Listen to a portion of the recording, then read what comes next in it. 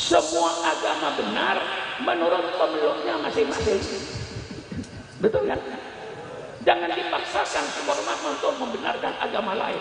Sampai kiamat pun subhanallah tidak akan membenarkan agama selain Islam. Bagi subhanallah agama yang diridhoi oleh Allah hanya agama Islam. Dikatakan semua agama masuk surga. Inna lillahi wa inna ilaihi raji'un. Yang sholat subuh masuk surga, yang tidak sholat subuh masuk surga. Surganya sama. Milih yang mana? Jujur. Hah? Milih yang mana? Milih yang sholat subuh? Goblok. Lah inilah penipuan. Yang sholat subuh masuk surga, yang tidak sholat subuh masuk surga. Surganya sama. Mengapa milih sholat subuh? Perlu saya jawab. Mengapa sholat makmum sholat subuh? Karena saya yakin dengan sholat subuh insya Allah sholat makmum masuk surga. Tidak sholat subuh masuk neraka. Itu. Maka milih sholat subuh. Kalau yang sholat subuh masuk surga, yang tidak sholat subuh masuk surga. Yang puasa Ramadan masuk surga, yang tidak puasa Ramadan masuk surga. Surganya sama. Milih yang mana? Lah inilah penipuan pada generasi muda. Ini hati-hati.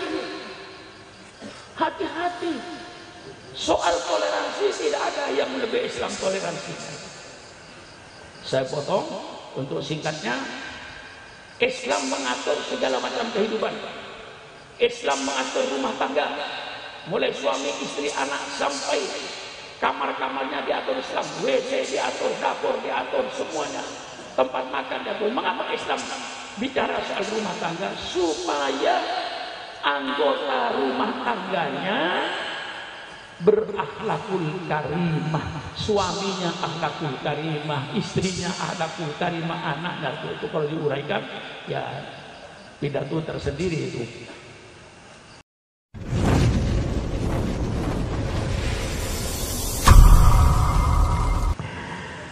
Assalamualaikum warahmatullahi wabarakatuh. Bismillahirrahmanirrahim. Alhamdulillahirabbil alamin wassalatu wassalamu ala asyrafil anbiya'i wal mursalin sayyidina wa habibina wa syafi'ina wa maulana Muhammad wa ala alihi wa ashabihi ajma'in. Subhanaka la ilma lana illa ma 'allamtana innaka antal alimul hakim. La haula wa la quwwata illa billahil aliyyil azim. Amma ba'du. Para habaib yang saya muliakan, para alim ulama yang saya muliakan, yang tidak saya sebut satu persatu juga karena banyaknya, wabil khusus kepada Sohibul Bait Al-Mukarram Habib Hashim bin Faris Al-Kaf, hadirin dan hadirat sekalian yang berbahagia. Terlebih dahulu kepada Sohibul Bait, Sohibu Majlis Taklim Al-Habib Hashim bin Faris Al-Kaf, saya ucapkan terima kasih yang setinggi-tingginya atas kegiatannya membina anak bangsa ini, membina umat ini melalui Majlis Taklim Himmatul Aliyah. Itu suatu perjuangan yang berat dan perlu pengorbanannya. Rasulullah sallallahu alaihi wasallam bersabda, "Man ahya sunnati inda fasadi ummati falahu mithlu ajri syahidi." Barang siapa yang menghidupkan sunnahku, artinya barang siapa yang menghidupkan agamaku di tengah-tengah kerusakan umatku, maka pahalanya sama dengan pahalanya orang-orang yang mati syahid di medan perang. Saatnya kita ini untuk menghidupkan sunnah Rasulullah, untuk menghidupkan satu peradaban yang berdasarkan Al-Quran dan sunnah Nabi. Banyak peradaban yang timbul, peradaban yang berdasarkan hawa nafsu, peradaban yang datang dari barat, yang ternyata contohnya seperti naik klub, dansa, joget laki-laki, perempuan, bahkan joget telanjang. Itu satu peradaban yang berdasarkan hawa nafsu. Ada peradaban yang berdasarkan akal teknologi, seperti kemajuan teknologi yang kita lihat sekarang ini.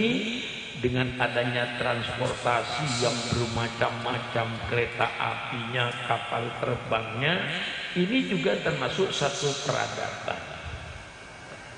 Peradaban yang dibawa oleh Rasulullah SAW, peradaban yang berdasarkan wahyu Allah, peradaban yang berdasarkan Al-Quran dan berdasarkan sunnah Rasulullah.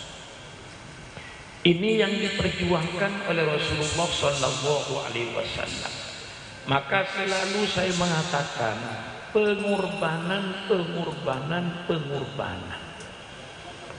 Selalu saya katakan, karena saya yakin tidak ada satu keinginan, tidak ada satu kemauan yang akan berhasil tanpa adanya pengorbanan. Saya ingatkan, negara kesatuan Republik Indonesia terwujud bukan hadiah dari Belanda. Negara kesatuan Republik Indonesia ini terbentuk bukan hadiah dari Jepang. Tapi negara kesatuan Republik Indonesia berdiri dengan harga yang mahal. Negara kesatuan Republik Indonesia dibangun di atas aliran darah. Sekali lagi saya ingatkan, NKRI ini dibangun di atas aliran darah dan cucuran air mata seluruh rakyat Indonesia. Berapa juta wanita yang jadi janda, berapa anak yatim, berapa juta anak yang menjadi yatim karena bapaknya gugur di medan perang melawan Belanda sejak tahun 1825 perang Diponegoro. Maka NKRI ini sangat mahal dan kontribusi yang terbesar itu adalah umat Islam. Maka kalau ada orang bertanya, apa sumbangan umat Islam terhadap NKRI? Saya jawab dengan tegas dan jelas dan fakta. Kalau Anda ingin tahu kontribusi, artinya bantuan umat Islam terhadap NKRI, tidak sulit. Pemerintah tolong adakan sensus kuburan. Tapi bukan kuburan umum, Pak Haji. Kuburan Taman Pahlawan. Karena tiap kabupaten ini mesti ada Taman Pahlawan seluruh Indonesia. Bogor Taman Pahlawan, Sukabumi Taman Pahlawan, Cianjur Taman Pahlawan, Bandung Taman Garut Taman Pahlawan, Tasikmalaya Taman Pahlawan, sampai seluruh Jawa, seluruh Indonesia. Tiap kota kabupaten itu ada Taman Pahlawannya. Tolong pemerintah adakan sensus kuburan Taman Pahlawan. Masuk ke situ, nama siapa, agama apa, nama siapa, agama apa, nama siapa, agama apa. Saya yakin 99% darahnya umat Islam. Jadi umat Islam hakikatnya yang banyak bantuannya membangun NKRI ini. Dan saya katakan pula, kalau tidak kenal lapangnya tokoh-tokoh Islam pada waktu itu, NKRI ini nggak ada. Ini supaya kita baca sejarah, karena yang muda-muda ini nggak tahu ini. Jadi kalau seandainya tidak karena ulama batu lapang dada, NKRI ini nggak ada. Persilakan baca sejarah. Ketika Bung Karno membuat panitia, 60 orang gagal. Akhirnya Bung Karno bikin panitia kecil cuma 9 orang. Terdiri pada Bung Karno, Bung Hatta, Maramis dari orang Katolik, lalu belajar orang kita Pak Wahid Hasim, Muhammad Yamin, Abi Kusno, dan seterusnya. Untuk membuat formatnya Republik ini bagaimana? Ditandatangani oleh semua tokoh agama, termasuk waktu itu Maramis tanda tangan. Republik Indonesia berdasarkan ketuhanan dengan kewajiban menjalankan syariat Islam bagi pemeluknya. Yang bukan pemeluknya nggak usah. Ini yang disebut Piagam Jakarta. Jadi jangan ngomong Piagam Jakarta kita nggak tahu. Jadi Piagam Jakarta itu negara Republik Indonesia berdasarkan ketuhanan dengan kewajiban menjalankan syariat Islam bagi pemeluknya. Disetujui semua ini sudah selesai. Maka Bung Karno didesak untuk segera memproklamirkan kemerdekaan. Tanggal 17 Agustus jam 10 pagi, Bung Karno langsung memproklamirkan kemerdekaan, kami bangsa Indonesia. Dengan ini menyatakan kemerdekaan Indonesia. Hal-hal yang mengenai pemindahan kekuasaan dan lain-lain akan dilaksanakan dengan cara saksama dan dalam tempo yang sesingkat-singkatnya. Atas nama bangsa Indonesia, Soekarno-Hatta. Pagi jam 10.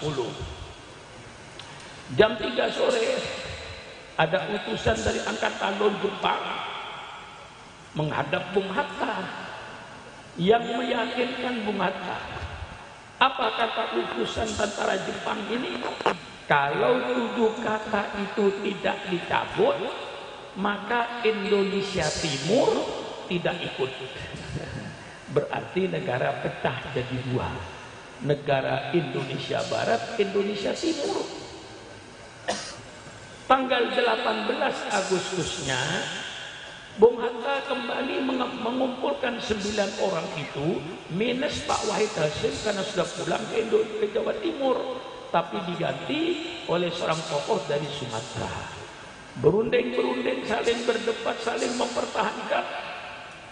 Tapi demi wujudnya NKRI, tokoh-tokoh Islam waktu itu rela dicabut 7 kata dengan kewajiban menjalankan syariat Islam bagi pemeluknya, dicabut lalu diganti dengan ketuhanan yang Maha Esa. Itu Pancasila tanggal 18. Pancasila tanggal 17 tidak berbunyi seperti itu. Negara berdasarkan ketuhanan dengan kewajiban menjalankan syariat Islam bagi pemeluknya. Tidak ada ketuhanan yang Maha Esa. Ini dicoret, diganti dengan ketuhanan yang Maha Esa. Seandainya waktu itu tokoh-tokoh Islam bertahan, tidak mau mencoret 7 kata, NKRI tidak ada. Persilakan. Nah, kita ini semua rata-rata yang tidak tahu sejarah.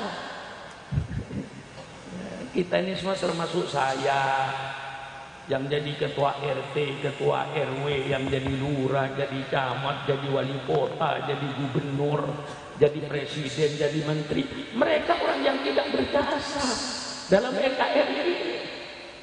Presiden saja tak lahir tahun 1962. Republik sudah ada. Termasuk yang tidak berjasa, sama dengan Supran Mahmud. Ini semua kita yang ada ini manusia yang makan jasa. Jasa siapa? Jasa Taman Pahlawan yang kuburan itu. Dia yang berjuang mati di medan perang, tidak merasakan jalan tol, tidak merasakan listrik masuk desa, tidak merasakan telepon masuk desa, tidak merasakan jalan layang. Yang merasakan siapa? Kita yang tidak berjasa ini. Nah, oleh sebab itu, ini perjuangan yang dengan segala pengorbanan termasuk terbesar pengorbanan umat Islam. Maka sangat keliru kalau umat Islam misalnya dicurigai radikal macam-macam. Enggak ada. Umat Islam umat yang paling toleransi. Ini bukti kenyataan dalam sejarah. Jadi perjuangan harus bisa pengorbanan.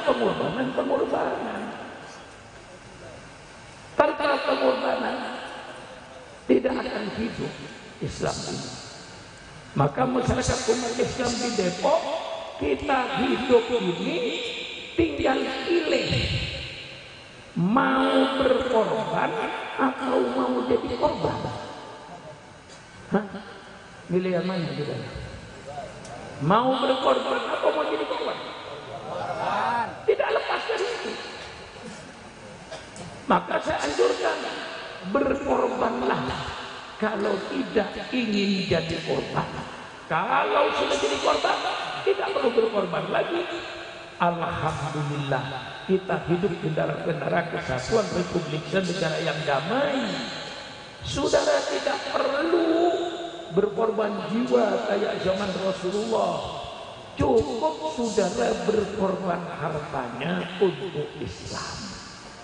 Saya minta dengan hormat supaya saudara menyisihkan sebagian hartanya untuk Islam. Saudara dagang sayur katakan dapat untung 50.000 satu hari. Tolong 5.000 untuk Islam. Saya tanya, berapa penghasilan saudara tiap hari? Tanya, berapa penghasilan? Satu hari menghasilkan 100.000, 10.000 untuk Islam, 90.000 untuk dirinya. Ya Allah, ya Allah. Islam baru hidup. Misalnya sudah jadi kuli bangunan, baiklah, saya tahu kerja Senin, Selasa, Rabu, Kamis, Jumat, Sabtu 6 hari. Ongkos yang 1 hari untuk Islam, yang 5 hari untuk keluarga saya. Kalau setiap umat Islam menyisihkan sebagian hartanya untuk Islam, majelis taklim akan tumbuh, pesantren akan tumbuh, madrasah-madrasah akan hidup, masjid-masjid akan hidup. Kalau umat Islam mau berkorban, sisihkan sebagian kecil dari hartanya untuk nanti di kuburan. Jangan hanya rumahnya yang dibangun mewah-mewahan. Bangunlah rumah Anda sebagus-bagusnya, tapi jangan lupa bangunlah rumah Anda yang ada di kuburan. Jangan lupa membangun kuburannya. Nah, membangun kuburan tidak sama dengan membangun rumah. Kalau rumah itu perlu semen, perlu besi. Kalau kita buat bangunan itu dengan ibadat dan amal soleh, sisihkan. Kalau seandainya saudara melaksanakan sunnah Rasulullah, tidak ada orang yang bertakwa kepada Allah itu yang kelaparan. Sebab apa? Rasulullah bersabda, la yakul ta'amaka illa taqiyun. Jangan makan rezekimu itu kecuali orang-orang yang sujud kepada Allah. Berapa pahala saudara? Saudara kasih sama seorang ulama ini 100.000. Oleh ulama tadi dibelikan beras, dia sembahyang tahajud, dia sembahyang malam, sembahyang duha dan lain-lainnya. Anda mempunyai saham. Sehingga Rasulullah bersabda, yaqul ta'amaka illa taqiyun. Jangan makan hartamu kecuali orang-orang yang bertakwa kepada Allah. Sisihkan hartamu untuk Islam. Sisihkan hartamu untuk orang-orang yang bertakwa kepada Allah. Islam semangat. Inilah saya muqaddimai, belum pidato saya ini, masih muqaddimah. Belum pidato Habib, masih muqaddimah. Supaya kita berkorban sebagaimana orang-orang sebelum kita berkorban. Karena orang sebelum kita berkorban, alhamdulillah tidak jadi korban. Syukuran aku jadi kiai ini karena pengorbanan orang sebelum saya. Pengorbanan guru-guru saya mengajar saya. Pengorbanan ayah saya. Alhamdulillah saya tidak jadi korban. Oleh sebab itu, hai umat Islam, sekarang kau wajib berkorban. Untuk siapa kau menyisihkan hartanya? Bukan untuk dirimu, tapi untuk menyelamatkan generasi kita yang akan datang. Majelis Taklim Himmatul Aliyah semarakkan, semangatkan anak-anaknya, mas ikutkan di mana majelis Taklim diadakan, ikutkan anaknya.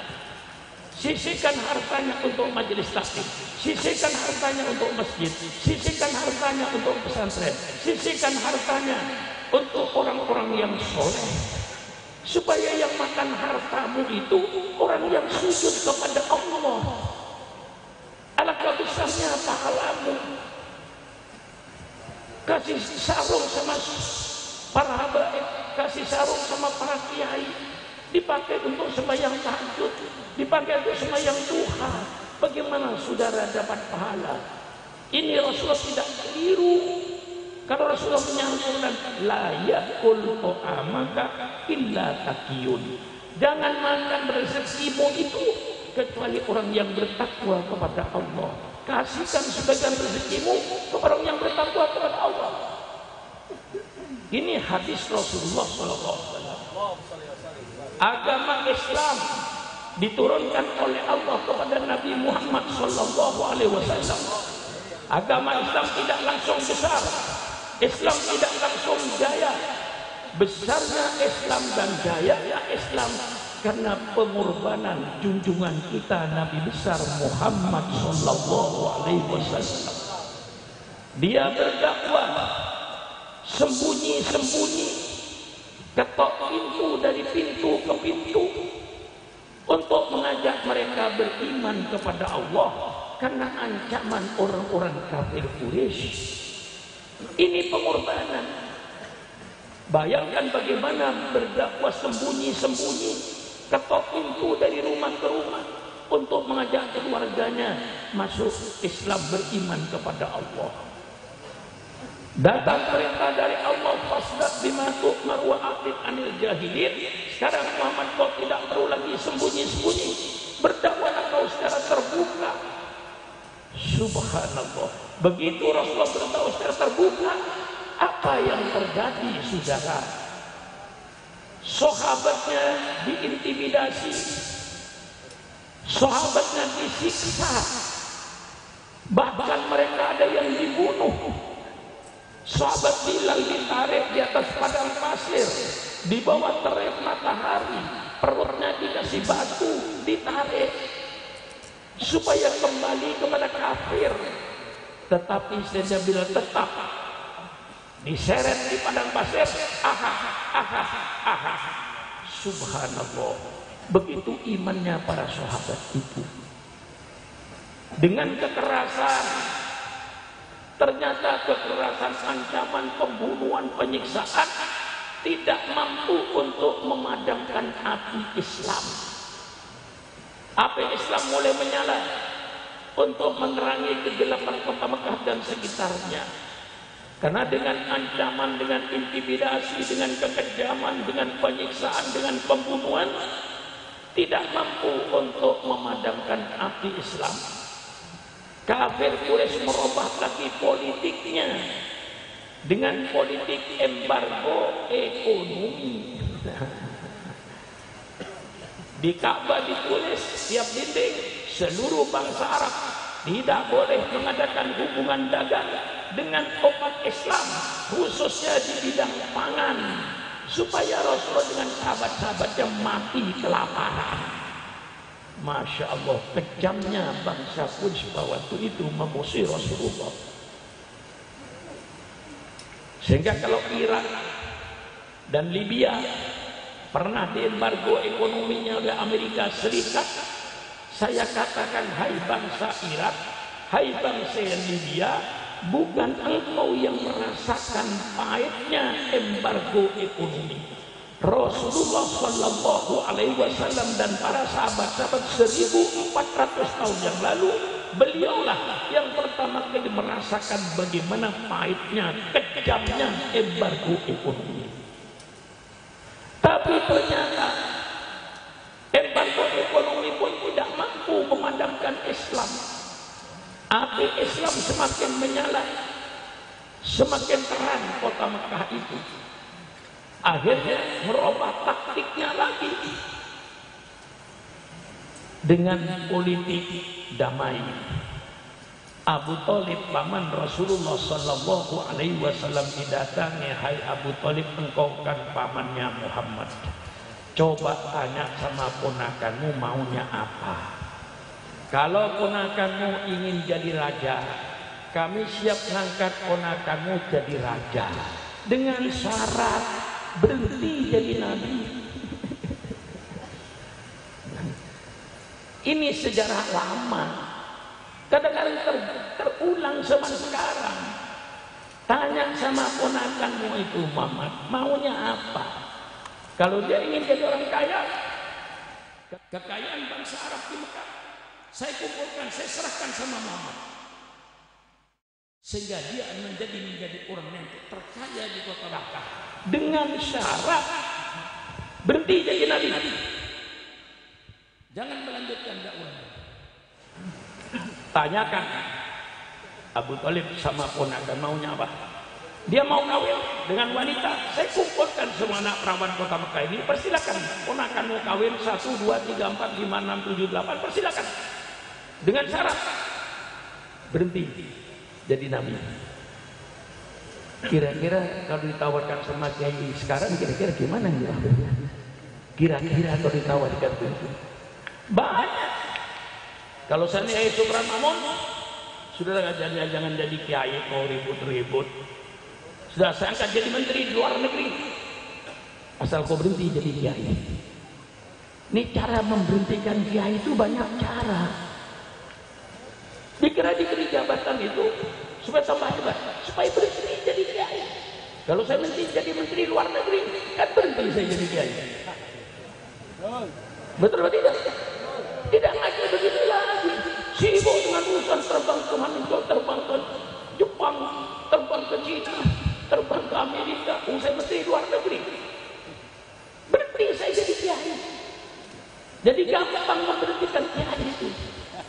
Kasih jabatan, kasih kedudukan, supaya berhenti jadi kiai. Kasih duit supaya berhenti jadi kiai. Ini sejarah lama. Oleh sebab itu Rasul menjadi uswatun hasanah, suri teladan yang baik. Semua tawaran ditolak oleh Rasulullah Sallallahu Alaihi Wasallam. Tetap beliau berdakwah, yang akhirnya sudah kehilangan strategi, dengan kekerasan gagal, embargo ekonomi gagal, dirayu harta, wanita, tahta gagal. Satu-satunya apa? Wa yamkurun wa yamkurullah wallahu makin. Lahirnya dia bikin strategi, mengadakan rapat di Darun Nadwah, kemudian dihadiri oleh iblis. Dalam tafsir Sobari, iblis itu datang dari Riyadh, ikut rapat. Bagaimana cara membendung gerakan Muhammad ini? Kata Abu Thalib, kata Abu Jahal dan Abu Lahab, bagaimana cara membendung ini? Segala cara habis, segala strategi gagal semua. Apa yang terjadi? Keluarlah suara dari Abu Jahal. Sebaiknya Muhammad itu ditangkap, masukkan penjara. Liyut ditukah dalam Al-Quran. Masukkan penjara. Iblis berkata, pendapatmu enggak benar. Muhammad itu bangsa Quraisy, bangsa yang mulia. Kau penjara, tentu sukunya nanti akan membela. Enggak ada gunanya di penjara, pasti dibela, dikeluarkan dari penjara. Liuhri juga, usir Muhammad ini. Ini semua ada dalam Al-Quran. Usir saja Muhammad keluar negeri. Iblis berkata, ini lebih berbahaya lagi. Kalau Muhammad diusir keluar negeri, nanti di luar negeri dia berdakwah, pengikutnya jadi banyak, pasti negara kami akan diserang oleh Muhammad dari luar. Bahaya itu. Akhirnya apa kata Abu Jahal dan Abu Lahab? Kalau begitu bunuh saja Muhammad ini. Kata Iblis, ini yang benar. Subhanallah. Ini yang menyebabkan Rasulullah, hijrahnya Rasulullah. Wa id yamkuru bil ladina kafaru liyuthbituka ayyakula aw yuhjiluka wa yamkurun wa yamkurullah wallahul makin. Ini yang mengakibatkan sebabnya Rasulullah terus hijrah. Malam ini dikepung rumahnya Rasulullah dan diperintah oleh Abu Jahal, tidak ada satu suku yang tidak ikut membunuh Muhammad. Semua suku harus membunuh Muhammad. Saya berkata, Muhammad ini meniru Abu Jahal ya. Kalau saya mesti sayyidina wa syafi'ina wa maulana, karena dalam citra ini saya ngikutin apa Abu Jahal. Kata Abu Jahal, jangan ada satu suku yang tidak ikut membunuh. Nanti terjadi perang suku. Dikepunglah rumah Rasulullah itu. Tidak ada celah untuk keluar. Malam itu mereka Jibril turun, hai Muhammad, datang perintah Allah, malam ini kau tinggalkan kota Mekah ini. Subhanallah. Kota Mekah yang dia cintai, tumpah darahnya, harus ditinggalkan malam itu. Dan bagaimana keluarnya? Di luar sudah dikepung tapal kuda, tidak ada celah-celah keluar. Mereka dengan pedang terhunus. Perintahnya Abu Jahal, jangan dikasih kesempatan Muhammad bicara. Keluar, potong lehernya. Jangan dikasih kesempatan bicara, dia mulutnya manis. Sampai begitu caranya kafir Quraisy itu. Alhamdulillah Rasulullah tentu dengan wahyu Allah membaca Qul huwallahu ahad, qul rabbin nas, baca sebagian surat Yasin, wa ja'alna min baini aydihim saddan wa min khalfihim saddan fa alsainhum fa la yubsirun. Ngambil pasir, ditabur, semua dalam keadaan tertidur. Rasulullah keluar dengan aman. Langsung ke rumahnya Sayyidina Abu Bakar Siddiq radhiyallahu anhu. Abu Bakar Siddiq, malam-malam ada apa Rasulullah? Malam ini saya dan kau diperintahkan oleh Allah, tinggalkan kota Mekah ini. Subhanallah, dalam keadaan gelap gulita, tidak ada lampu satupun. Dia harus keluar dari kota Mekah, meninggalkan kota Mekah yang dia cintai untuk mengikuti perintah Allah. Abu Bakar sama sekali tidak menolak. Kalau itu sudah perintah Allah ya Rasulullah, mari kita berangkat. Subhanallah. Inilah yang disabdakan Rasulullah, la yu'minu ahadukum hatta akuna ahabba ilaihi min malihi wa waladihi wan nasi ajmain. Tidak sempurna iman seseorang ini, kata Rasulullah, sehingga aku lebih dicintai olehnya daripada hartanya, daripada anaknya, daripada orang tua, dari seluruh manusia yang ada. Letakkan kecintaan kita kepada Rasul di atas segala kecintaan. Saya tidak melarang ibu mencintai suaminya, saya tidak melarang bapak mencintai istrinya, saya tidak melarang bapak mencintai harta kekayaannya, tapi hendaknya letakkan kecintaan kepada Rasulullah di atas segala kecintaan. Contohnya Sayyidina Abu Bakar Siddiq radhiyallahu anhu, tidak memikirkan rumahnya, tidak memikirkan kekayaannya, demi cinta Rasulullah malam itu dia berdua keluar dari rumahnya menuju Jabal Tur. Paginya Abu Lahab dan Abu Jahal, mana kepalanya Muhammad? Mereka berkata belum keluar. Tidak mungkin tidak keluar. Subuh Muhammad mesti bangun. Didobrak, yang ada Sayyidina Ali karramallahu wajhah. Sayyidina Ali yang ada. Karena Sayyidina Ali berkata, ya Rasulullah, biarlah kau keluar. Saya akan menempati tempat tidurmu, saya akan pakai selimutmu. Biar nanti mereka menyangka aku adalah kau. Biar saya yang mati asal kau selamat. Ini Sayyidina Ali karramallahu wajhah. Biar kau selamat Rasulullah, biar saya yang dikorban mati di rumah ini. Mana ada anak muda yang bisa seperti Sayyidina Ali karramallahu wajhah. Ini sejarah, saudara.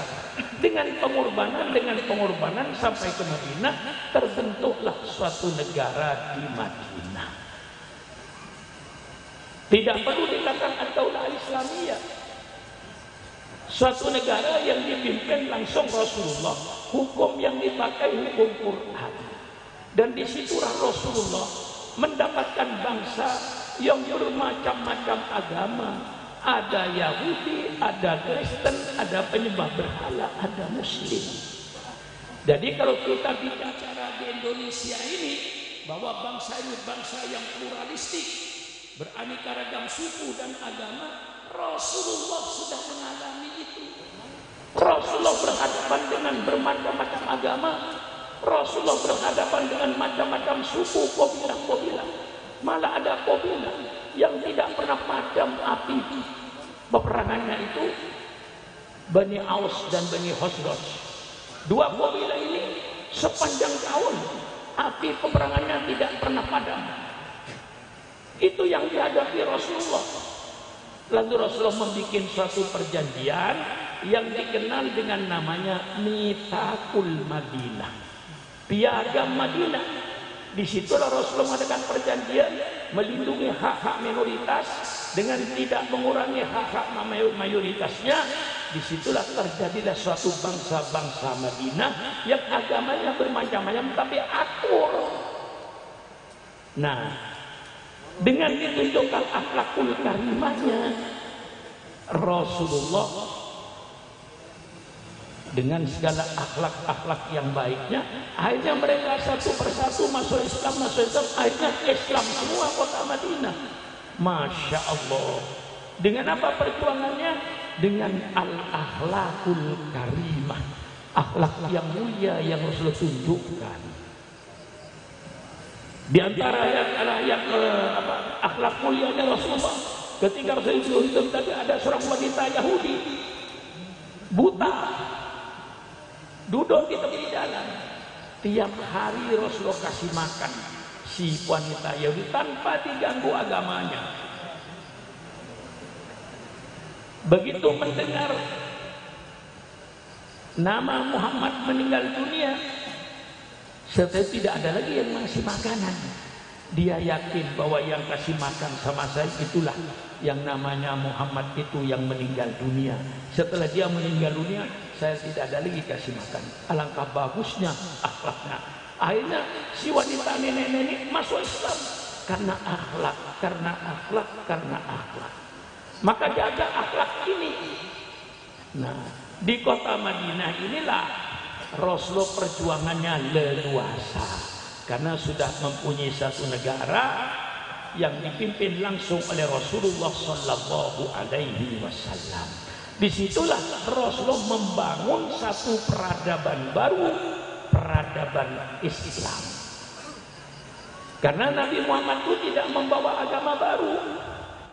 Jadi kalau sudah ditanya siapa yang membawa agama Islam, Nabi Muhammad Sallallahu Alaihi Wasallam. Itu benar tapi tidak sempurna.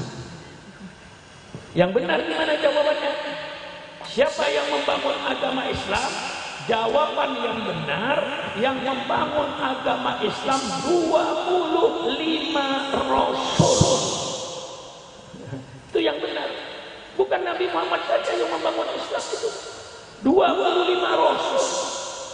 Nabi Muhammad cuma Nabi yang ke-25. Maka Nabi Muhammadun aba hadim min rijalikum walakin Rasulullah wa khataman nabiyyin. Muhammad bukan sekedar ayah seseorang, tapi dia adalah utusan Allah dan penutup semua nabi. Umat Islam sudah tidak usah bingung. Kalau sekarang ada orang ngaku nabi, ngaku nabi, ngaku nabi, ngaku nabi, ngaku rasul. Pokoknya setelah Nabi Muhammad tidak ada nabi, tidak ada rasul. Stop, selesai sudah. Itulah nabi yang terakhir sebagai penutup. Jadi kalau orang ahli sunnah wal jamaah ada ngaku nabi, ya kadang-kadang kan begini Habib. Apa? Dia tahajud malam, sholat. Iblis datang. Innaka rasulullah, innaka laminal mursalin. Begitu ada suara innaka laminal mursalin, besok lagi ngaku nabi, ngaku utusan Allah. Ini yang sering terjadi. Ya, maka hati-hati saudara. Nanti kalau saudara bersemedi apa itu, berhaluan di Gunung Menyan, di Gunung Salak, tahajud mulai jam 1, jam 2, jam 3 sampai subuh.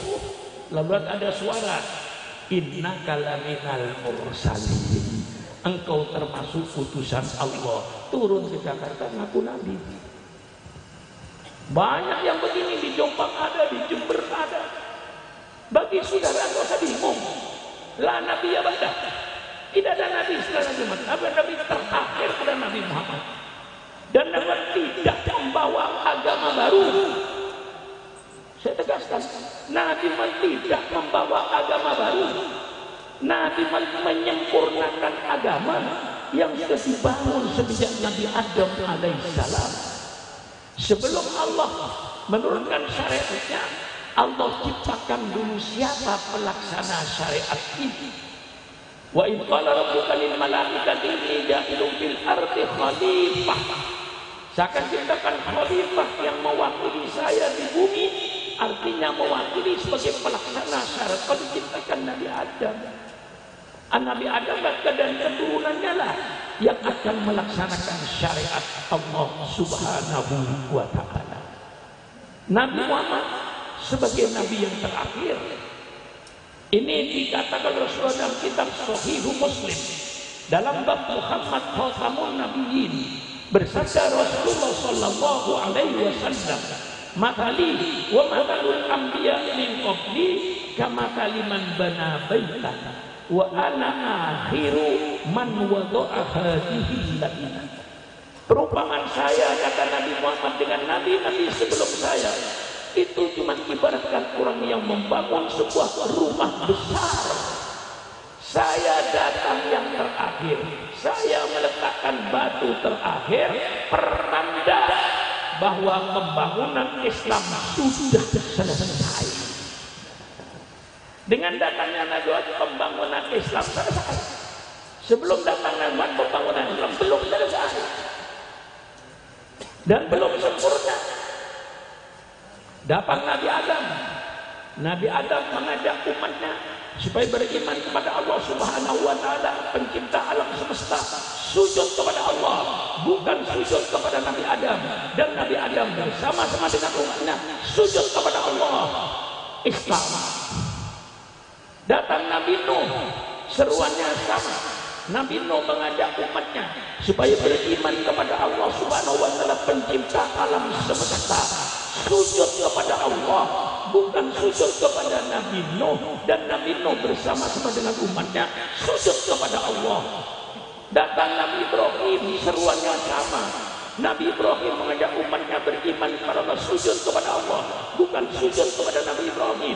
Dan Nabi Ibrahim bersama-sama dengan umatnya sujud kepada pencipta alam semesta, Allah Subhanahu wa ta'ala. Datang Nabi Musa, seruannya sama. Nabi Musa mengajak umatnya beriman kepada Allah, sujud kepada Allah, bukan sujud kepada Nabi Musa. Dan Nabi Musa bersama-sama sujud kepada Allah, pencipta alam semesta, Islam. Datang Nabi Isa yang oleh saudara saya disebut Yesus Kristus. Di dalam Al-Quran, seruan Nabi Isa sama dengan seruan Nabi Musa, sama dengan seruan Nabi Ibrahim, sama dengan seruan Nabi Nuh, sama dengan seruan Nabi Adam.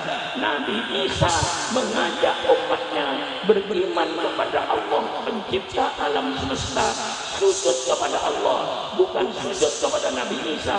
Dan Nabi Isa bersama-sama dengan umatnya sujud kepada Allah. Ini agama Islam. Gimana? Paham? Apa? Paham? Tidur atau mendengarkan? Apa? Nanti saya pidato setengah mati, sudah tidur setengah mati. Namanya sama-sama setengah matinya. Enggak ya? Enggak tidur kan? Datang Nabi Muhammad SAW, seruan Nabi sama dengan seruannya Nabi Isa, seruan Nabi sama dengan seruan Nabi Musa, seruan Nabi sama dengan seruan Nabi Ibrahim, sama dengan seruan Nabi-Nabi sebelumnya, sama dengan seruan Nabi Adam. Nabi Muhammad mengajak umatnya supaya beriman kepada Allah pencipta alam semesta, sujud kepada Allah, bukan sujud kepada Nabi Muhammad. Dan Nabi Muhammad SAW bersama-sama dengan umatnya sujud kepada pencipta alam semesta. Inilah agama tauhid. Jadi Rasulullah tidak membawa agama baru. Lalu apa bedanya? Pak Sumron, tidak ada bedanya. Akidah sama. Adapun syariat Allah turunkan sesuai dengan situasi dan kondisinya, kata orang sekarang. Kalau diperjelas, ayat Allah diturunkan sesuai dengan kebutuhan manusianya. Zaman Nabi Adam tidak ada undang-undang nyolong. Mengapa zaman Nabi Adam tidak ada undang-undang nyolong? Karena zaman Nabi Adam tidak ada orang nyolong. Mengapa tidak ada orang nyolong? Tidak ada orang. Siapa yang mau nyolong? Apa? Betul atau tidak? Tanah belum dikapling-kapling. Yang mengkapling-kapling kan sudah. Boro-boro kapling. Negara belum ada. Nggak ada Malaysia, nggak ada Singapura, nggak ada Saudi Arabia. Yang ada dunia. Milik siapa? Nabi Muhammad buat berdua. Siapa yang mau nyolong rambutan? Enggak perlu. Orang nggak ada orang nyolong kok. Undang-undang perkawinan sama beda tidak sempurna seperti kita sekarang. Sederhana. Mengapa tidak ada undang-undang perkawinan? Kan waktu tidak ada orang kawin. Mengapa tidak orang kawin? Tidak ada orang.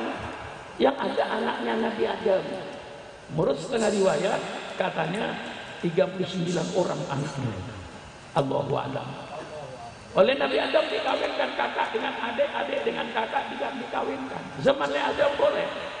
Kalau di Depok sekarang ada orang ingin kawin dengan adik kandungnya karena cantik, itu orang salah lahir.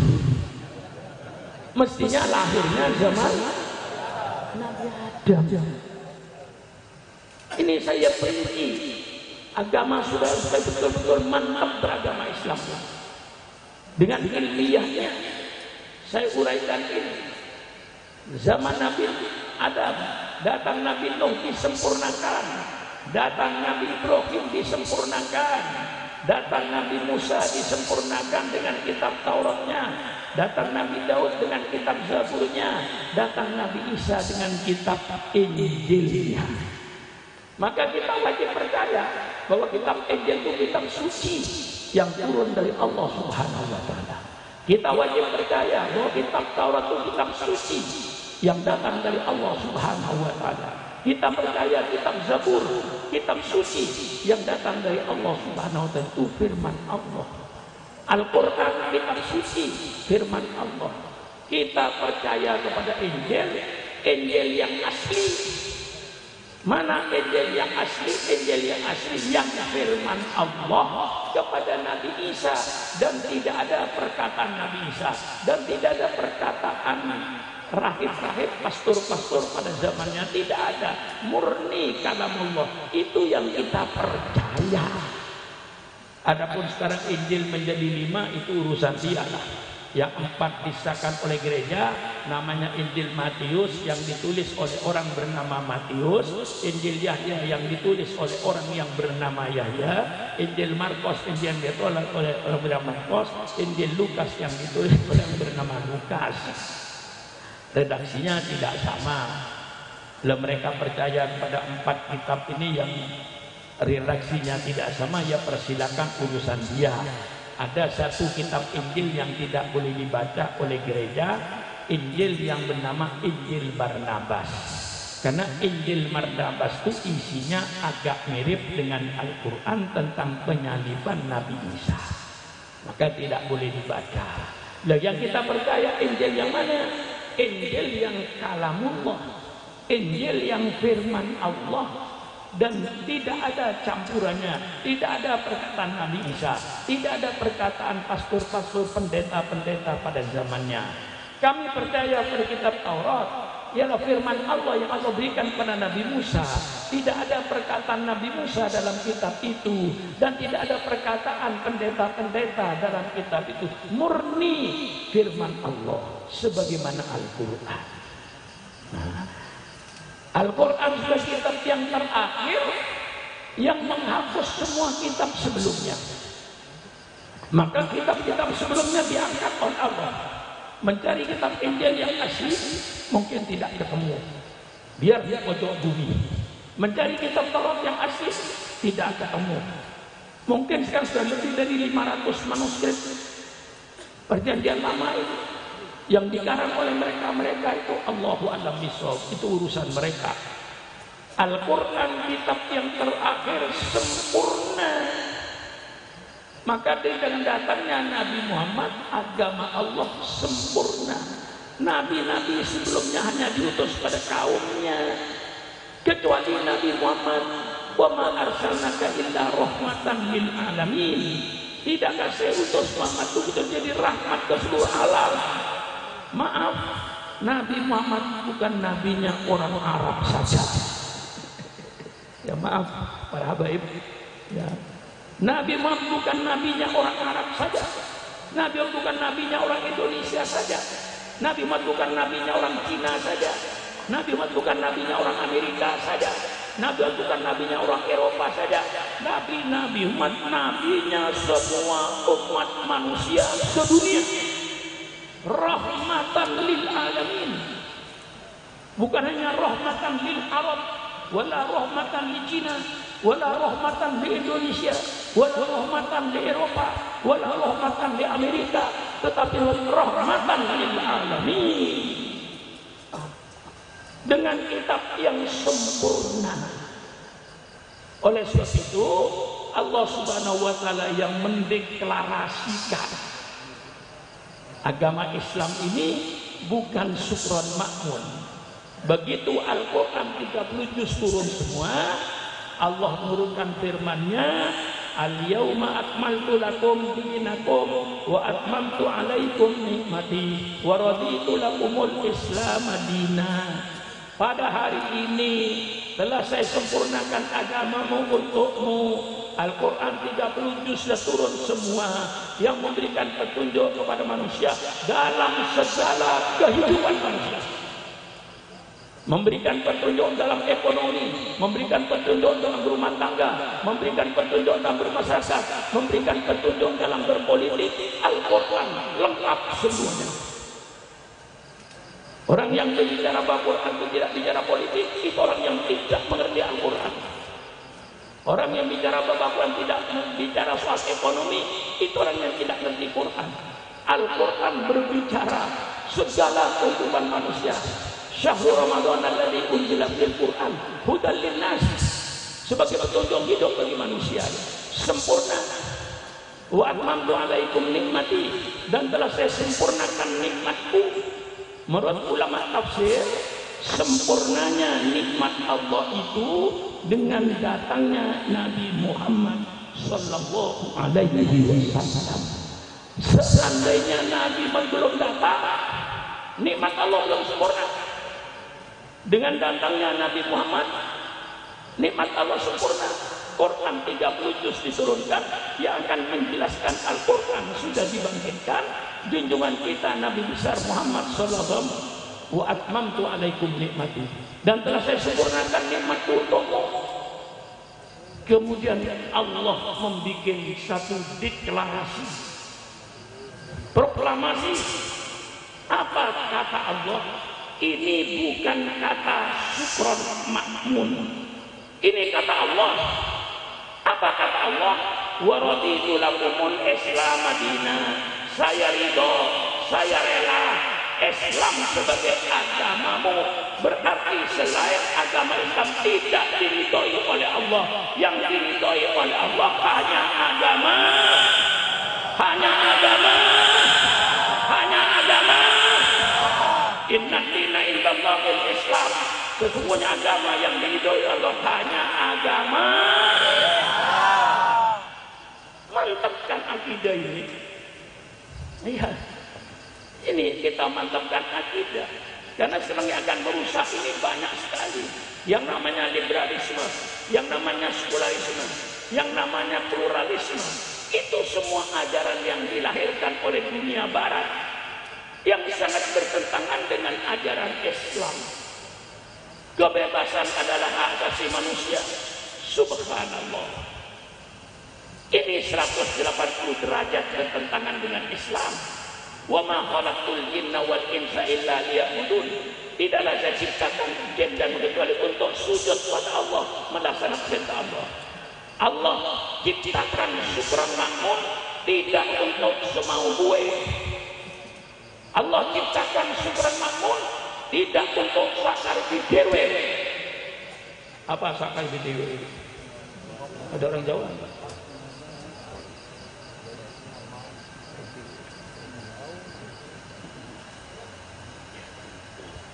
Ya, doa. Ya sudahlah, saya potong. Ya, sebenarnya saya kira sudah terakhir lah itu. Ya sudah, saya potong separuh aja, separuhnya kapan-kapan gitu ya. Kalau ngundang lagi. Jadi kita ini berhadapan dengan ajaran-ajaran yang akan merusak agama. Kebebasan adalah asasi manusia. Menurut tokoh liberalisme bernama Humphrey Cox Amerika Serikat, di Amerika Serikat, dia menyatakan liberalisme ini tujuannya untuk membebaskan manusia dari asuhan agama. Ada bukunya saya. Siapapun yang mau nonton saya kasih bukunya. Ini bukunya. Humphrey Cox, tokoh liberal di Amerika, dia berkata liberalisme tujuannya untuk membebaskan manusia dari asuhan agama. Subhanallah. Kalau manusia bebas dari asuhan agama, itu berarti pembinatangan manusia. Maka saya katakan liberalisme Indonesia persilakan, tapi dengan syarat kebebasan adalah asasi manusia yang dibatasi dengan akhlak. Liberalisme dibatasi dengan Pancasila. Liberalisme dibatasi dengan Undang-Undang Dasar 45. Kalau liberalisme tidak dibatasi dengan akhlak, tidak dibatasi dengan agama, tidak dibatasi dengan Pancasila, tidak dibatasi dengan Undang-Undang 45, maka berarti di Indonesia sedang terjadi proses dalam rangka pembinatangan bangsa Indonesia, pengkebuan bangsa Indonesia, pengkambingan bangsa Indonesia, pengayaman bangsa Indonesia. Bagaimana? Jelas? Apa yang jelas? Ya yang tadi gitu loh. Jelas? Apa yang jelas? Yang tadi apa? Ya pidato Pak Kiai gitu aja.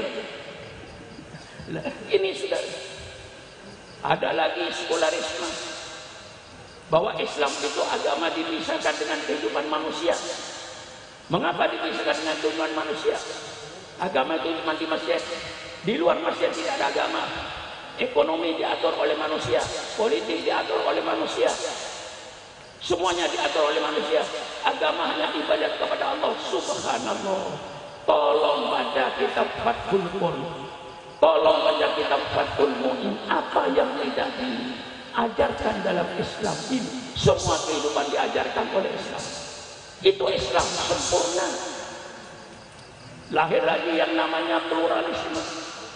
Semua agama benar, semua agama sama, semua umat beragama masuk surga. Subhanallah. Ini penipuan intelektual. Semua agama benar, menurut pemeluknya masing-masing. Betul kan? Jangan dipaksakan Subhanallah untuk membenarkan agama lain. Sampai kiamat pun Subhanallah tidak akan membenarkan agama selain Islam. Bagi Subhanallah, agama yang diridhoi Allah hanya agama Islam. Titik. Dikatakan semua agama masuk surga. Inna lillahi wa inna ilaihi raji'un. Yang sholat subuh masuk surga. Yang tidak sholat subuh masuk surga.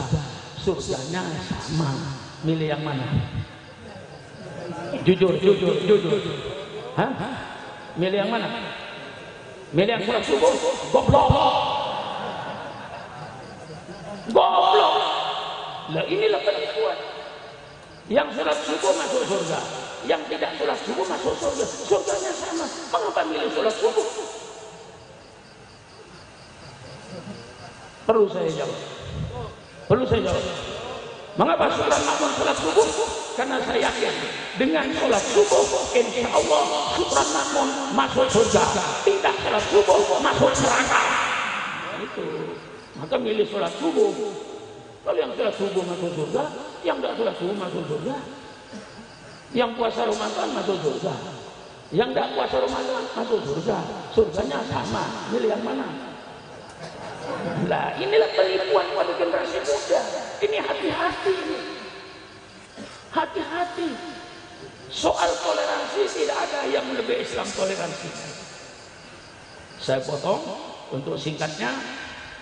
Islam mengatur segala macam kehidupan. Islam mengatur rumah tangga. Mulai suami, istri, anak sampai kamar-kamarnya diatur Islam. WC diatur, dapur diatur, semuanya. Tempat makan diatur. Mengapa Islam bicara soal rumah tangga? Supaya anggota rumah tangganya berakhlakul karimah, suaminya akhlakul karimah, istrinya akhlakul karimah, anaknya itu kalau diuraikan ya pidato tersendiri itu. Mengatur soal bermasyarakat, subhanallah, supaya apa? Supaya anggota RT, anggota RW, anggota kelurahan, orang-orang yang bermoral, orang-orang yang berakhlak, jangan sampai preman-preman yang ada di tengah-tengah masyarakat, hancur masyarakat. Toleransi Islam yang punya. Islam tidak menyamakan semua orang kafir. Ada orang kafir harbiyun, ada orang kafir dhimiyun. Orang kafir harbiyun, orang kafir yang memerangi umat Islam. Kita perangi. Dia bunuh kita bunuh. Qatilu fi sabilillah yaqtilunakum. Ada orang kafir yang rukun dengan umat Islam, tidak mengganggu umat Islam, hidup damai dengan umat Islam. Itu Rasulullah menyatakan dhimmiyun, kafir dhimmi. Orang kafir dhimmi kita lindungi. Rasulullah bersabda, "Wa man ada dhimmiyan faqad adani." Barang siapa yang menyakiti orang-orang non-muslim yang mereka hidup rukun dan damai dengan umat Islam, berarti kau telah menyakiti saya. Wa man ada dhimmiyan fa ana hasbuh. Idza ma kuntu asma'u hasamtu yaumil qiyamah. Barang siapa yang menyakiti orang-orang non-muslim, maka berarti saya musuhnya, kata Rasulullah. Barang siapa yang nanti saya musuhi. Al-Quran mengajarkan toleransi. La tasubbul ladina yad'una min dunillah fayasubbullah adwan biwai ilmin. Jangan kau menghina orang-orang yang menyembah kepada selain Allah. Nanti mereka akan menghina Allah. Timbullah bentrokan di antara kamu. Subhanallah, subhanallah. Tolong carikan toleransi yang lebih dari Islam. Ini ajaran junjungan kita Nabi besar Muhammad sallallahu alaihi wasallam. Supaya semuanya ini di masyarakat Allah Islam mengatur ekonomi supaya pelaku ekonomi orang yang bermoral, orang yang berakhlak, jangan sampai pelaku ekonomi preman-preman, bajingan-bajingan yang merusak masyarakat. Terakhir, Islam bicara soal politik. Yang melarang kiai bicara politik itu dulu Belanda. Karena Belanda ingin mempertahankan jajahannya di Indonesia. Maka dia melarang kiai bicara politik. Kalau sekarang ada orang melarang kiai bicara politik, itu berarti sisa-sisa Belanda. Saatnya kiai bicara politik, selamatkan NKRI ini. Selamatkan NKRI ini. Saatnya kiai bicara politik, politik yang berdasarkan Al-Quran, politik yang berdasarkan sunnah Rasulullah. Supaya pelaku politik ini orang yang berakhlak. Ketua RT-nya orang yang berakhlak, ketua RW-nya orang yang berakhlak, lurahnya orang yang berakhlak, camatnya orang yang berakhlak, bupatinya orang yang berakhlak, gubernurnya orang yang berakhlak, presidennya orang yang berakhlak, menterinya orang yang berakhlak, anggota DPR-nya orang yang bermoral, orang yang berakhlak. Maka Islam bicara politik supaya pelaku politik terdiri pada orang-orang yang berakhlak dan bermoral. Bagaimana? Jelas ya? Jelas ya? Bukan politik yang kayak sekarang ini penuh dengan hoax, kebohongan, pencitraan. Itu kerjaan orang munafik. Yang bikin pencitraan orang munafik. Pencitraan tidak usah dicarang, tidak usah dibikin, tidak usah direkayasa. Pencitraan akan datang dengan sendirinya. Tergantung perbuatan pemimpin itu. Kalau pemimpin itu betul-betul membela kepentingan rakyat, insya Allah pencitraannya akan datang dengan sendirinya. Maka kembali intinya, mengapa Islam bicara rumah tangga, mengapa Islam bicara RT RW bermasyarakat, mengapa Islam bicara ekonomi, mengapa Islam bicara politik? Jawabannya satu kata, innama bu'ithu liutammima makarimal akhlak, supaya semuanya terdiri pada anggota yang bermoral. Sekian saja, sudah kelebihan waktu saya ini. Ya memang saya kalau bicara itu kadang-kadang lupa. Padahal tadi ini saya ngecek pengajian ini tadi lebih 5 kali. Jam 10 pagi saya suruh cek, nanti malam jadi enggak. Sore suruh cek, jadi enggak. Terakhir Ustaz Suhairi sudah jam 8 kok enggak ada berita, kata saya. Kapan dijemputnya? Coba cek. Tidak nyambung lagi. Saya pikir badan saya kurang enak sedikit, bukan sakit. Lino-lino, maklumlah sudah tua, orang yang sudah umur 82 tahun. Bayangkan aja saudara. Saya ini sudah 82 tahun mau masuk 83. Ini onderdil sudah diganti bikinan Jerman. Ini sudah bukan engsel yang gerak ini. Saya bukan engsel tulang yang asli. Barang import dari Jerman diganti tulang saya ini. Sehingga rasanya kurang enak. Tidak seperti aslinya. Jadi saya minta picetan. Karena besok saya jam 7 pagi insya Allah meninggalkan Jakarta lagi menuju Jawa Timur. Kemarin ke Jawa Timur. Dari umroh saya nggak istirahat. Datang ke umroh langsung saya ke Malang. Karena umroh itu mendadak, undangan sudah lama, jadi saya ke Malang, maulid di Malang, balik saya ke sini, karena ini saya balik ini ke Jakarta. Kalau tidak karena ini nggak balik saya, karena janji dengan Habib Hashim sudah saya balik. Mulai tadi pagi saya cek, jadi nggak karena sudah lama gitu lah. Nah akhirnya jam 8 tadi terakhir, saya terus Ustaz Suhairi, yuk cek lagi. Telepon itu jadi nggak malam ini, nggak ada jawaban, nggak ada jawab, sudahlah barangkali nggak jadi, kata saya picetan aja. Tengah-tengah saya picetan datang jemputan. Gimana ya, kata saya, tolonglah minta maaf sama Habib, kata saya. Kembalilah ke sini, rupanya di sini Habib perintah lagi, pokoknya Pak Aswan harus hadir.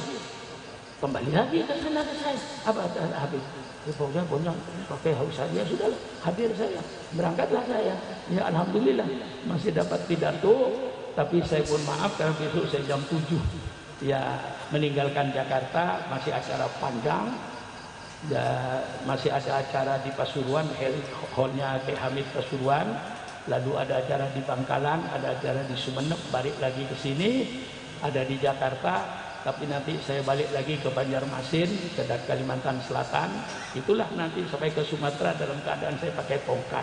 Tapi alhamdulillah mohon doanya, mudah-mudahan Allah berikan kesehatan, sehat lahir batin. Kalau sehat lahirnya ya kurang sempurna, batinnya juga sehat. otak saya juga sehat, tidak pelupa, sempurna. Jadi kalau otaknya sehat, kalau pidatonya sehat. Sekian saja kepada Bu Hasim. Saya mohon maaf yang sebesar-besarnya. Mungkin saya langsung untuk istirahat, persiapan besok pagi. Saya mohon maaf yang sebesar-besarnya. Wallahu muwaffiq ila aqwamit thoriq. Wassalamualaikum warahmatullahi wabarakatuh.